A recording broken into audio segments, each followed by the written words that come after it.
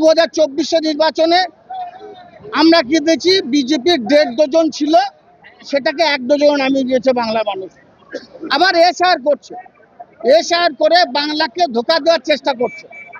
বাংলার মানুষের মধ্যে, ভোটারদের মধ্যে একটা ভীতি সঞ্চার করার চেষ্টা করছে, কিন্তু লাভ হবে না। যদি এসআইআর নাম করে একজন বৈধ ভোটারের ভোটার লিস্ট থেকে তার নাম বাদ যায়, যদি বীরভূম জেলার একজন নাগরিকের নাগরিকত্ব হরণ করা হয়, তার সাংবিধানিক অধিকার থেকে তাকে দূরে সরিয়ে রাখা হয়, তাহলে বীরভূম জেলার যারা মামাটি মানুষের সৈনিক আছে তারা চুপ করে বসে থাকবে না। এটা বিজেপির ষড়যন্ত্র, বিজেপির চক্রান্ত সারা বীরভূম তথা বাংলার মানুষ জেনে গেছে।